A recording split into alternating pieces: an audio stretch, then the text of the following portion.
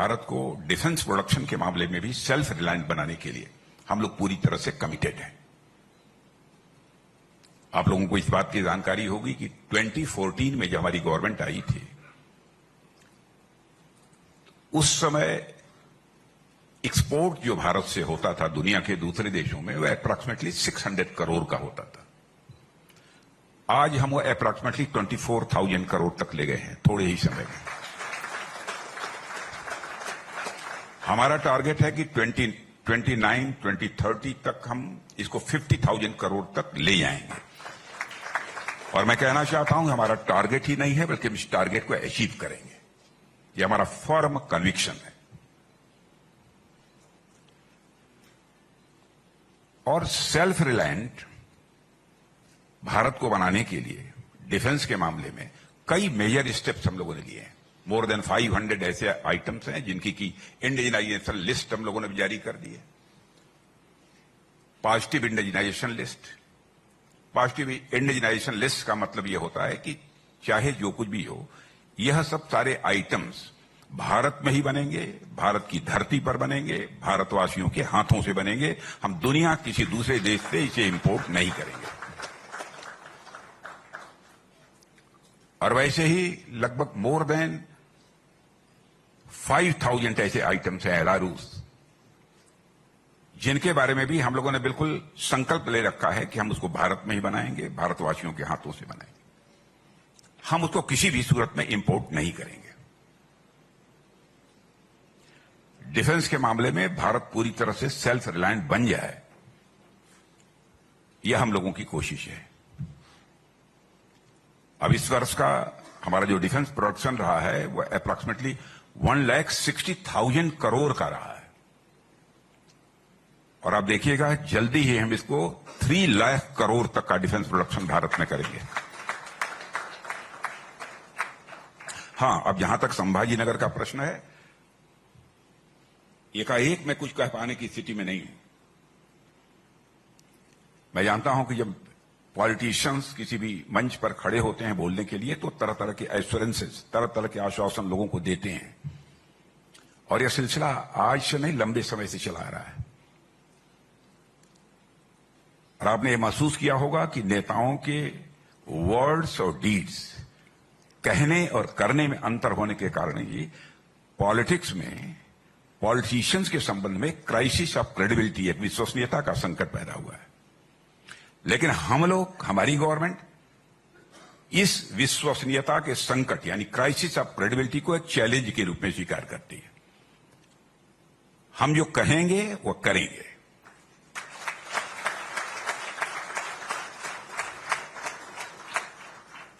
यहां पर हर प्रकार का पोटेंशियल हमको दिख रहा है, इसमें कहीं दो राय नहीं। इतना ही मैं केवल आश्वासन इस समय दे सकता हूं, आप क्या करना चाहते हैं, कैसे करना चाहते हैं, इसके बारे में आपका डेलीगेशन दिल्ली आए।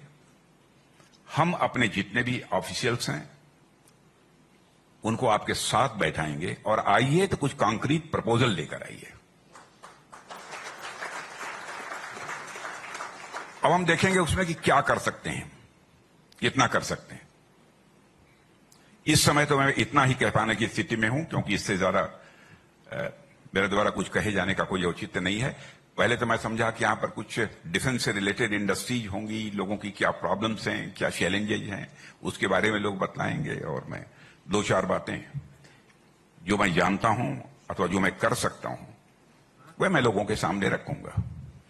लेकिन पूरा का पूरा आपने एक नया चैप्टर ही हमारे सामने खोल दिया है, इसलिए मैं इतना ही कहूंगा।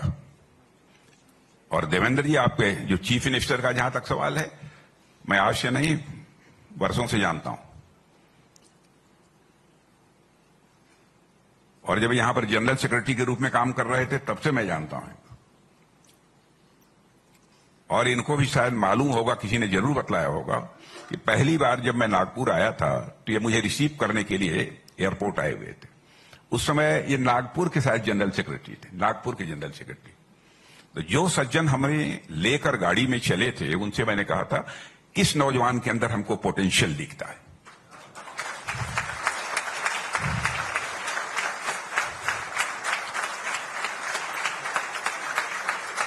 मैं अब आप ये कहेंगे कि आपने कैसे ऐसा समझ लिया, ये मैं नहीं जानता, लेकिन मैंने कहा था, ये बात इनको भी मालूम है, जिस व्यक्ति से मैंने कहा था वो शायद उस व्यक्ति ने इनसे भी कहा होगा।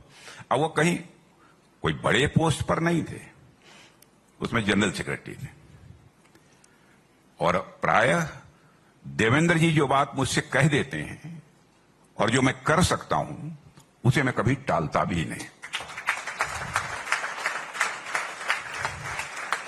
तो आपके चीफ मिनिस्टर हैं, मैं तो चाहूंगा कि जब आपका डेलीगेशन आए तो ये भी रहें। हम बैठेंगे अपने अफसर्स के साथ, क्या कर सकते हैं, कैसे कर, आप क्या चाहते हैं, क्या क्या करना चाहते हैं, क्योंकि मुझे जानकारी नहीं है इसलिए मैं कुछ डिटेल में बोल नहीं पा रहा हूं। आप मुझे बतलाइए, जहां तक हो सकेगा हम आपकी पूरी मदद करने के लिए तैयार हैं। और डिफेंस इंडस्ट्रीज का है तो उसमें क्या है आपकी प्लानिंग, क्या करेंगे, अब इस बारे में मुझे कोई जानकारी है नहीं इस समय आपके प्रपोजल के बारे में। लेकिन मैच्योर्ड यहां पर इंडस्ट्रियल इकोसिस्टम है, यह जानकर मुझे खुशी हुई। तब मैच्योर्ड इंडस्ट्रियल इकोसिस्टम के तहत जो लोग भी यहां पर काम कर रहे हैं तो मैं समझता हूं कि इंडस्ट्रीज के क्षेत्र में काम करेंगे। कुछ चैलेंजेज आपके अगल बगल की जो जिले हैं उनमें जो हमारी इंडस्ट्रीज चल रही है डिफेंस को, उसको लेकर भी आप लोगों ने बतलाया है। देखेंगे, इस पर हम चर्चा करेंगे।